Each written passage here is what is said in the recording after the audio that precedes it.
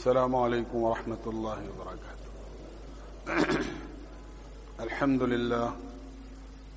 لله رب العالمين، والصلاة والسلام على أشرف الأنبياء والمرسلين وعلى آله وأصحابه أجمعين. أما بعد، فأعوذ بالله من الشيطان الرجيم. بسم الله الرحمن الرحيم.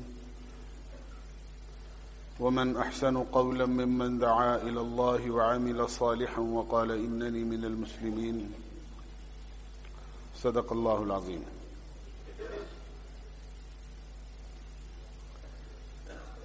میرے بھائیوں، دوستوں، عزیزوں اور بزرگوں،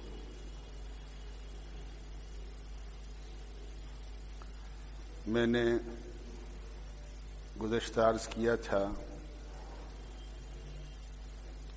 اللہ تعالیٰ نے قرآن کریم کی ایک آیت میں تقوی کا اور اللہ کے نیک بندوں کی صحبت میں رہنے کا حکم فرمایا ہے. یا ایھا الذین آمنوا اتقوا اللہ وکونوا مع الصادقین. اللہ سے ڈرو، تقوی اختیار کرو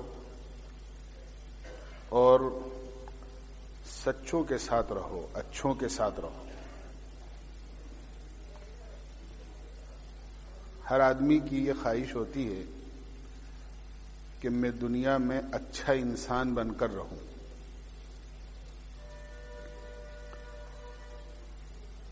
ماں باپ کی نظر میں بھی اچھا رہوں، بھائی بہنوں کی نظر میں بھی اچھا رہوں، گھر والوں کے لیے بھی اچھا رہوں، باہر جن سے میرا تعلق ہے ان کے لیے بھی اچھا رہوں. ہر آدمی مجھے اچھا کہے، اور اس کے لیے آدمی ہر قسم کے جتن کرتا ہے، کوشش کرتا ہے اپنے آپ کو اچھا بنانے کی. ایک تو ظاہری چیزیں ہیں جن کے ذریعے سے آدمی اپنے آپ کو اچھا بنانا چاہتا ہے. جسمانی اعتبار سے میرے بال اچھے ہوں، میرا چہرہ اچھا ہو، میرے کپڑے اچھے ہوں، میری سواری اچھی ہو، میرے جوتے اچھے ہوں، میرا کاروبار اچھا ہو، لوگ مجھے اچھا کہیں. یہ چیزیں ایسی ہیں کہ یہ سب سہارے والی چیزیں ہوتی ہیں، اور سہارے کا مطلب یہ ہے کہ جسے ہم معذور آدمی کے لیے بیساکھی کا لفظ استعمال کرتے ہیں. بیساکھی اس آدمی کی ضرورت ہوتی ہے جس کے خود کے پیروں میں طاقت نہیں ہوتی، جو خود نہیں چل سکتا، وہ سہارے سے چلتا ہے.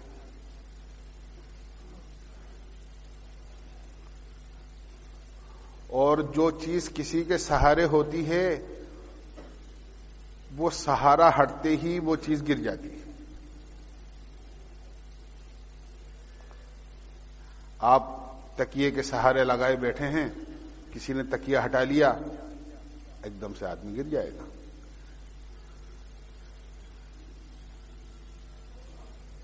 آدمی نے کوئی لکڑی، کوئی بینت کسی دیوار کے سہارے یا کسی کرسی کے سہارے لگا کر کھڑی کر رکھی ہے، جب وہ سہارا اس سے ہٹ جائے گا تو وہ لکڑی گر جائے گی. اس طرح ہم سب چیزوں کو جانتے ہیں. جو چیز کسی کے سہارے ہوتی ہے وہ سہارے کے ہٹتے ہی گر جاتی ہے، اور سہارے کی ضرورت اسی کو پیش آتی ہے جو خود میں طاقت نہیں رکھتی. یہ جتنی چیزیں میں نے گنوائی ہیں آپ کو، ان چیزوں سے اگر کوئی اچھائی ہمیں ملتی ہے تو وہ سہارے والی اچھائی ہے. ایک آدمی ہے، اس کے پاس عہدہ ہے، لوگ اس کی عزت کرتے ہیں، اس کو اچھا کہتے ہیں. جب اس کے عہدے کا سہارا ہٹے گا تو اس کی اچھائی نیچے آ جائے گی. کوئی کسی کو مال کی وجہ سے اچھا کہتے ہیں، جب مال کم ہوگا یا ختم ہو جائے گا تو اس کی اچھائی ختم ہو جائے گی۔ اگر کوئی کسی کو خوبصورتی کی بنیاد پر اچھا کہتا ہے تو جس دن خوبصورتی زائل ہوگی اس دن وہ سب ختم ہو جائے گی۔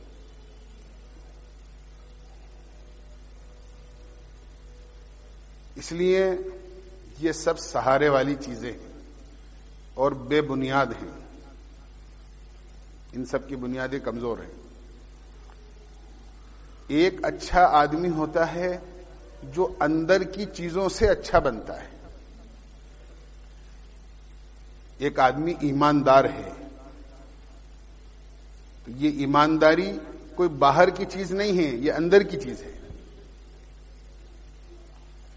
ایک آدمی اپنے اخلاق کی وجہ سے اچھا بنتا ہے تو اخلاق باہر کی چیز نہیں ہے، اندر کی چیز ہے۔ ایک آدمی نیکی کی بنیاد پر اچھا سمجھا جاتا ہے تو نیکی باہر کی چیز نہیں ہے، یہ تو آدمی کے اندر کی چیز ہے۔ اور جو چیزیں آدمی کے اندر کی ہوتی ہیں وہ قائم اور دائم رہتی ہیں۔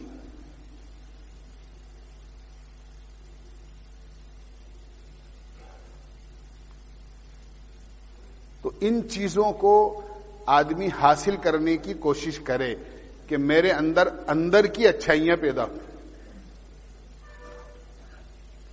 اندر کی اچھائیاں پیدا کرنے کے لیے جہاں اور اسباب ہیں کہ آدمی پڑھتا ہے لکھتا ہے، وہاں اپنے اندر اچھائی پیدا کرنے کے لیے اچھی صحبت بھی ہے کہ آدمی اچھوں کی صحبت میں رہے۔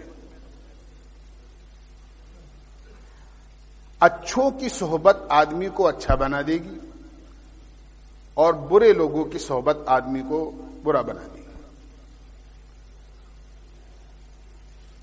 یوں آتا ہے المرء علی دین خلیلہ، آدمی اپنے دوست کے دین پر ہوتا ہے۔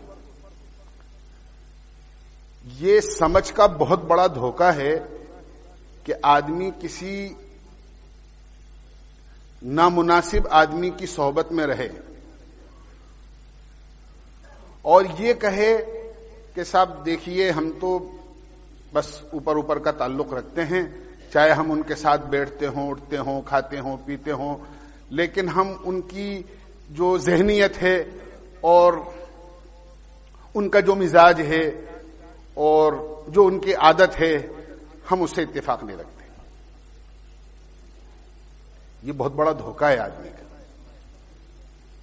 کیوں کہ اگر آدمی کسی کے ساتھ اٹھ رہا ہے، بیٹھ رہا ہے، کھا رہا ہے، پی رہا ہے، اپنے 24 گھنٹے کے کچھ اوقات اس کے ساتھ گزار رہا ہے تو یقیناً اس کے اثرات کا منتقل ہونا غیر محسوس طریقے سے یقینی ہے۔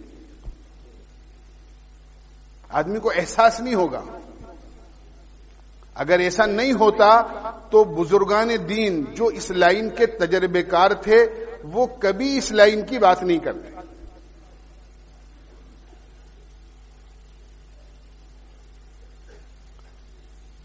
حضرت امام زین العابدین رحمۃ اللہ علیہ نے اپنے صاحبزادے امام باقر رحمۃ اللہ علیہ کو نصیحت کی اور یوں فرمایا، بیٹا چند لوگ ایسے ہیں جن کی صحبت میں کبھی مت رہنا،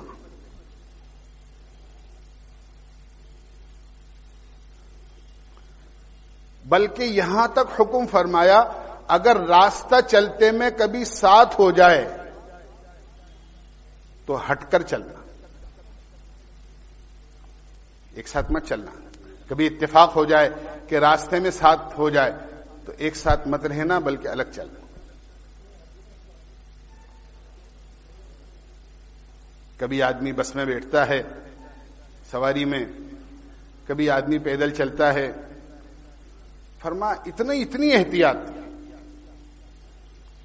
ایک فرمایا بخیل آدمی کے ساتھ کبھی مت رہنا، اس لیے کہ بخیل آدمی تمہاری عین ضرورت کے موقع پر جب تمہیں اس کی ضرورت ہوگی تو وہ تم سے کنارہ کشی کر لے گا،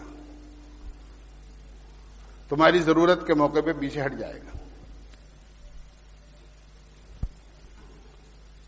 کہ اس کے ساتھ کبھی مت رہنا.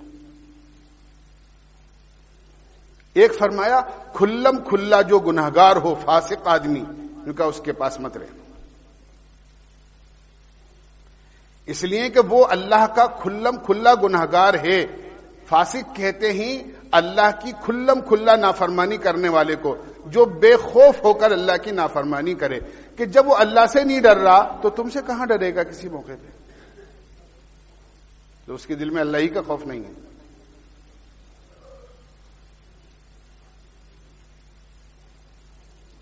تو کا فاسق آدمی کے پاس اس کی صحبت میں مت رہنا. اسی طرح فرمایا کہ جو آدمی قطع رحمی کرنے والا ہو، رشتوں کو توڑنے والا، رشتہ داریوں کا جو پاس نہ رکھے، صلہ رحمی کے خلاف زندگی بسر کرنے والا، جو اپنے رشتہ داروں سے اچھے تعلقات نہ رکھے. قطع رحمی کرنے والے کا مطلب جو اپنے قریبی رشتہ داروں سے اچھا تعلق نہیں رکھے، معمولی معمولی بات پہ ناراض، معمولی معمولی بات پر آدمی بات کرنا چھوڑ دے. فرمایا قطع رحمی کرنے والوں کی صحبت میں مت بیٹھنا، اس لیے کہ فرمایا میں نے قرآن پاک میں 10 جگہ ایسے آدمی پر لعنت پائی ہے کہ اللہ نے قطع رحمی کرنے والے پر 10 جگہ لعنت کی. تو اگر صحبت کا اثر نہیں ہوتا تو بڑے اپنے چھوٹوں کو اس طرح کی نصیحت نہیں کرتے.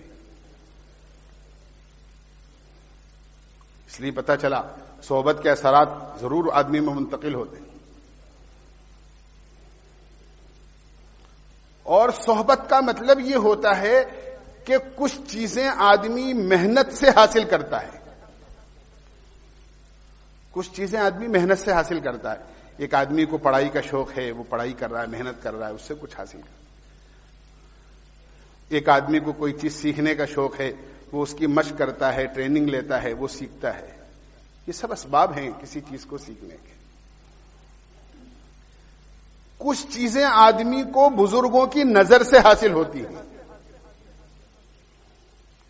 نظر سے. اس لیے کہ حدیث میں آتا ہے کہ العین حق، نظر کا لگنا حق ہے. یعنی برے آدمی کی نظر لگ جاتی ہے آدمی کو، یہ ہم سب بھی جانتے ہیں اور حدیث کی بات ہے کہ نظر لگتی ہے. اس کی حفاظت کے اللہ کے نبی نے اسباب بتائے ہیں، معمولات بتائے ہیں، قرآن کی آیتیں ہیں، حدیث کی دعائیں ہیں کہ ان سے نظر لگ جائے تو یہ پڑھو، اور نظر سے حفاظت کے لیے، اس لیے کہ نظر کا لگنا حق ہے.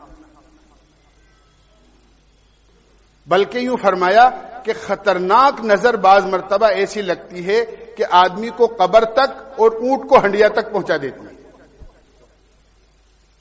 ایسے خطرناک نظر ہوتی ہے.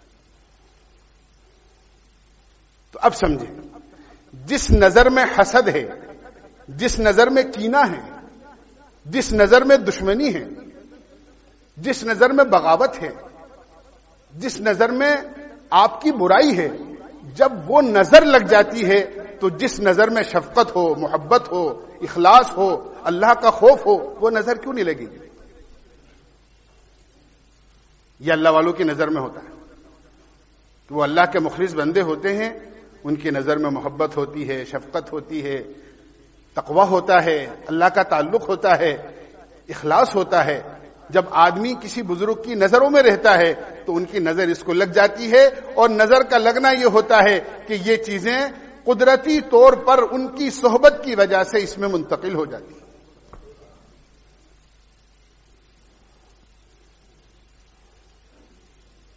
اسی لیے فرمایا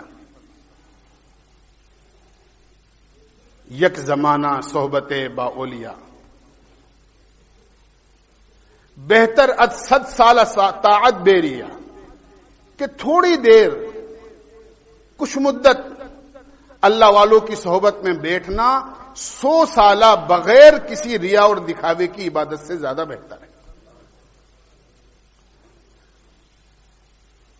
کہ آدمی اللہ کے نیک بندوں کی صحبت سے وہ حاصل کر لیتا ہے جو 100 سال تک اللہ کی بے ریا اطاعت سے حاصل نہیں کر سکتے.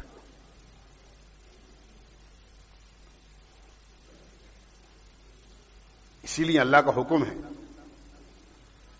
سچوں کے ساتھ رہو، اچھوں کے ساتھ رہو، نیک لوگوں کے ساتھ رہو. ان کی دیکھو اب میری صحبت کن لوگوں کے درمیان میں، یقینی طور پر ان کے اثرات آئیں. میں اس لیے عرض کر رہا ہوں کہ 2-3 جمعے پہلے میں نے عرض کیا تھا کہ ہر آدمی ذمہ دار ہے، اور ہر ذمہ دار سے اپنے ماتحتوں کے بارے میں سوال ہوگا. ہماری ذمہ داری بنتی ہے ہمارے بچے کہاں اٹھ رہے ہیں، کہاں بیٹھ رہے ہیں، کس کے ساتھ رہ رہے ہیں، ان کی دوستیاں کن کے ساتھ ہیں، وہ کہاں جاتے ہیں، کس کے پاس اپنا زیادہ وقت گزارتے ہیں.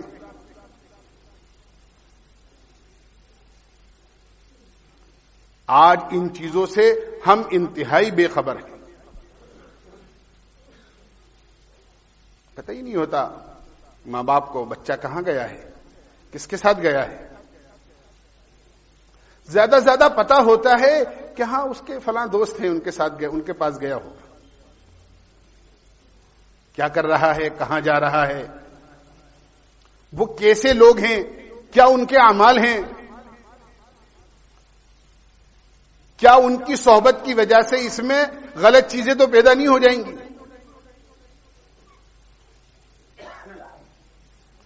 اور بری چیز کے اثرات اتنی جلدی منتقل ہوتے ہیں کہ جس کی کوئی حد نہیں. جیسے ایک قطرہ ناپاکی کا، پیشاب کا ایک قطرہ بھرا ہوا ٹب ہے پانی کا، بڑی ہوئی بالٹی ہے پاک صاف پانی کی، اس میں گرتے ہی پورے پانی کو پیشاب بنا دیتا ہے. کہ یہ پیشاب کے اس بالٹی میں جانے سے پہلے جو اس میں غلاظت تھی، ناپاکی تھی، جو گندگی تھی اس ایک قطرے میں، اس پانی میں ملنے کے بعد پورا پانی پیشاب ہی کے حکم میں ہو گیا. اب یہ نہ پاک ہے اور نہ اس سے کسی چیز کو پاک کیا جا سکتا ہے.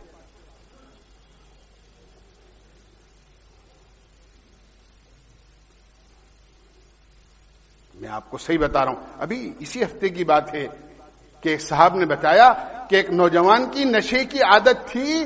وہ چند دن وہ آدمی اپنی عمر کے نوجوانوں کے ساتھ رہا، پتا چلا اس نے اپنی اس عادت کو سب میں منتقل کر دیا.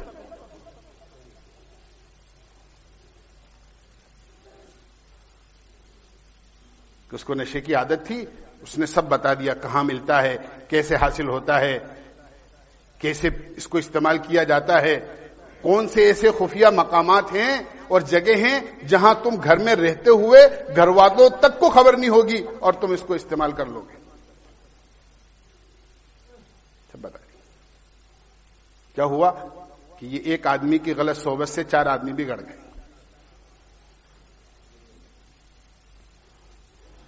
بہت ضروری ہے.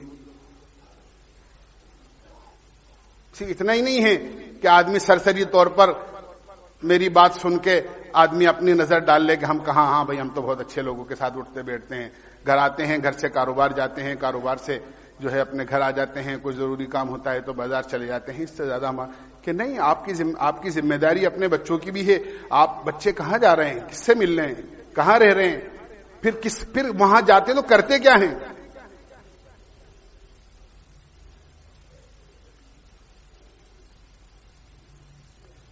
اگر یہ نہیں کیا تو جو حالت آج ہے ہمارے بچوں کی اس سے زیادہ بدتر ہوگی اور پھر ہمارے پاس ان کو واپس لانے کا کوئی راستہ نہیں.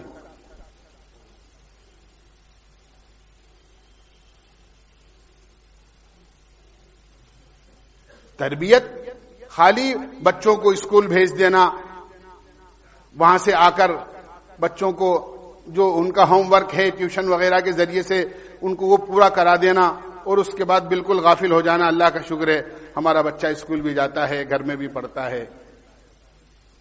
جب تک اس کے 24 گھنٹے کے اوقات کی نگرانی آپ نہیں کریں گے، اس وقت کیا میں عرض کروں آپ کو، نگرانی اتنی ضروری چیز ہے، اتنی ضروری چیز ہے ایک آدمی ہے، آپ ہیں، آپ تقریب میں کھانا بنانا چاہتے ہیں، سب چیزیں توازن کے ساتھ. آج تو باقاعدہ بازار میں سب چیزیں مل جاتی ہیں کہ صاحب کیا چاہیے کہ صاحب 2 کلو گوشت بنانا ہے، اسٹو بنانا ہے. وہ پورا سامان تلا تلایا، کتنی مرچیں، کتنی مسالہ، کتنی دھنیا، سب چیزیں وہ آپ کو دے دیں گے. کوئی چیز کمی زیادتی کرنے کی ضرورت ہی نہیں. قورمہ بنانا ہے، اسٹو بنانا ہے، کیا بنانا ہے، سب چیزیں آپ نے لی. جو کچھ اس میں ڈلتا ہے دیگ میں سب آپ نے ڈال دیا. آگ جو جلانی تھی وہ جلا دی آپ نے. آپ اس کا ڈھکن بند کر کے، آپ کو پتا ہے کہ یہ سالن یا جو بھی ہم بنانا چاہتے ہیں اس کو بننے میں 2 گھنٹے، 2.5 گھنٹے، 3 گھنٹے لگتے ہیں. آپ اس کو بند کر کے آگ جلا کر چلے گئے. ہر چیز توازن کے ساتھ ہے، کوئی چیز کمی زیادتی نہیں، جتنی ڈلنی چاہیے اتنی ہی ہے. 2 گھنٹے بعد آ کر 2.5 گھنٹے بعد آپ دیکھیں کہ کھانا پک چکا. ایسا ہوتا ہے. میں نے ایک موٹی سی مثال جس سے ہم روزانہ سابقہ ہم کو پڑتا ہے وہ دیا. منٹ منٹ پر پکانے والا دیکھتا ہے اس کو، کبھی کھولتا ہے، کبھی چمچہ چلاتا ہے، کبھی نیچے کا اوپر، اوپر کا نیچے کرتا ہے، کبھی آنچ کم کرتا ہے، کبھی زیادہ کرتا ہے. جب سب چیزیں برابر ہیں تو کیا ضرورت ہے اس نگرانی کی کہ اگر نگرانی نہیں کی گئی تو یا تو کچا رہ جائے گا یا جل جائے گا. 2 کام ہوں گے، یا تو کچا رہ جائے گا یا جل جائے گا. منٹ منٹ پر بار بار اب اس کی ضرورت ہے، اب یہ ڈالنا ہے، اب یہ ضرورت ہے، اب یہ ڈالنا ہے، اب اس کو نیچے کا اوپر، اوپر کا نیچے کرنا ہے، اس وقت آنچ کم کرنی ہے، اس کو زیادہ کرنا. آپ دیکھو کہ ساری چیزیں برابر ہونے کے باوجود پکانے والا اس دیگ کو اپنی نظر میں مسلسل رکھتا ہے جب تک کہ وہ کھانا بن کے تیار نہیں ہو جائے. تو جب وہ آدمی کی ایک معمولی ضرورت کھانے کی، اس کو صحیح بنانے کے لیے آپ کو اور پکانے والے کو بار بار نگرانی کی ضرورت پیش آتی ہے، تو اپنے بچوں کو اچھا بنانے کے لیے، برائی سے بچانے کے لیے کوئی نگرانی کی ضرورت نہیں ہے.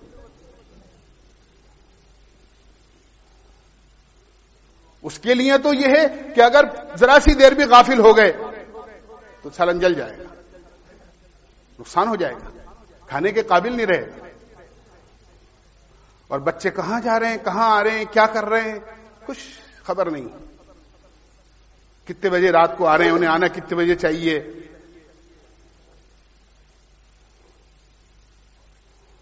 بہت اہم چیز عرض کر رہا ہوں آپ سے. نئی ہوش میں آئے تو جو خرابیاں آج ہیں اس سے زیادہ پیدا ہوں. صحبت کے اثرات یقیناً اللہ کا حکم ہے اچھوں کے ساتھ رہو تاکہ اچھائیاں پیدا ہوں. کیوں کہ اچھوں کے ساتھ رہنے سے اچھائیاں ملیں گی. حضرت شقیق بلخی رحمت اللہ علیہ حضرت حاتم اسم رحمت اللہ علیہ کی خدمت میں رہے.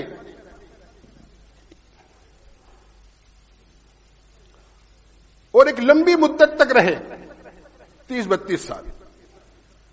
جانے لگے اجازت لے کر. تو انہوں نے پوچھا کہ تم اتنی لمبی مدت تک میرے پاس رہے، کیا سیکھا؟ تو انہوں نے چند باتیں بتائی، بھی موقع نہیں ہے سب باتیں بتانے کا، 2-3 باتیں عرض کرتا ہوں. انہوں نے یہ کہا کہ میں نے یہ دیکھا آپ کی صحبت میں رہ کر کہ دنیا میں کسی نہ کسی سے آدمی کو محبت ہوتی ہے، ہر ایک کو ہوتی ہے. کوئی آدمی دنیا میں ایسا نہیں ہے جس کو کسی نہ کسی سے محبت نہ ہو. ماں باپ سے ہوتی ہے، بھائی بہنوں سے ہوتی ہے، رشتہ داروں سے ہوتی ہے، بیوی کو شوہر سے ہوتی ہے، شوہر کو بیوی سے ہوتی ہے، ہر ایک کو ہوتی ہے کسی نہ کسی سے. لیکن فرمایا میں نے یہ دیکھا کہ جب وہ آدمی، اس کا محبوب دنیا سے جاتا ہے تو اس کا محبوب جدا ہو جاتا ہے. کسی کو باپ سے محبت ہے تو اگر آدمی کے باپ کا انتقال ہو گیا تو محبوب میں اور دونوں میں جدائی ہو گئی. بیوی سے محبت ہے، بیوی کا انتقال ہو گیا تو بیوی اور دونوں شوہر جدا ہو گئے.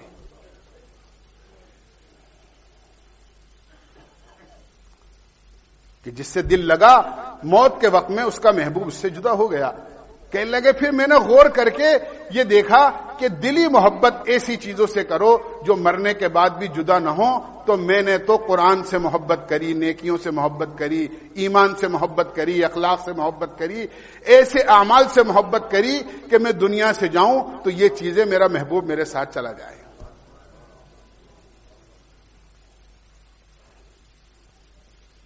ایسے دشمنی ہوتی ہے, کسی کو کسی نہ کسی سے نفرت ہوتی ہے, عداوت ہوتی ہے. میں نے قرآن پڑھا تو قرآن میں دیکھا کہ اللہ تعالیٰ فرماتے ہیں کہ تمہارا سب سے بڑا دشمن شیطان ہے. تو میں نے سارے انسانوں سے دشمنی ختم کر دی اور شیطان کو اپنا دشمن بنا لیا.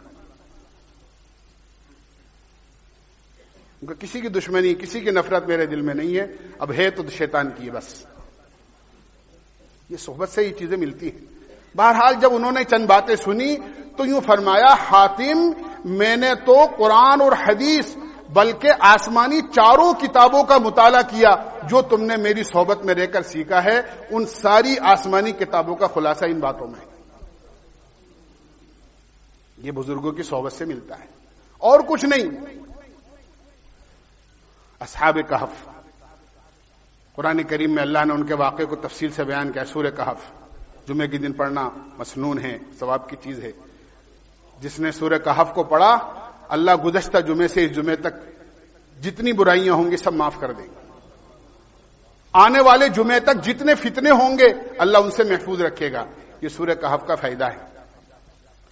اصحاب کہف اپنے ایمان کی حفاظت کے لیے غار میں چلے گئے تو ان کے ساتھ ان کا کتا جو انہوں نے اپنے باغ کی رکھوالی کے لیے وہاں رکھ رکھا تھا. گھر میں پالنا تو منع ہے لیکن باغ کی رکھوالی کے لیے وہ کتا وہاں باغ میں تھا تاکہ کوئی باغ کو نقصان نہ پہنچا دے.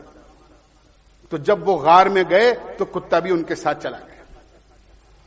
اور قرآن کریم نے اس میں فرمایا ہے کہ وہ غار میں جا کر سو گئے اور 309 سال تک سوتے رہے. وَلَبِثُوا فِي كَهْفِهِمْ 300 سِنِينَ وَازْدَادُوا 9. 309 سال تک سوتے رہے. اور ان کا کتا وَكَلْبُهُمْ بَاسِطٌ ذِرَاعِهِ بِالْوَصِيدِ, ان کا کتا ان کے غار کے منہ پر ہاتھ پھیلائے بیٹھا رہا. علماء نے لکھا ہے کہ جب اصحاب کہف جنت میں جائیں گے, کوئی جانور جنت میں نہیں جائے گا لیکن اللہ اصحاب کہف کو ان کی صحبت کی وجہ سے ان کے کتے کو بھی ان کے ساتھ جنت میں پہنچائے. یہ صحبت کی برکت ہے. جانوروں کے لیے نہیں جنت جہنم, لیکن اللہ اس کتے کو جنت میں پہنچائے.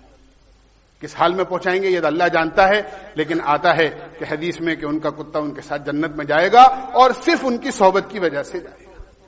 جب کتے جیسے جانور کو, جس کے بارے میں یہ حکم ہے کہ کتا جس برتن میں منہ ڈال دو, ایک حدیث میں آتا ہے کہ 7 دفعہ دھو, مٹی سے مانجو اس کو, اس کے لعاب میں اتنا بڑا زہر ہوتا ہے,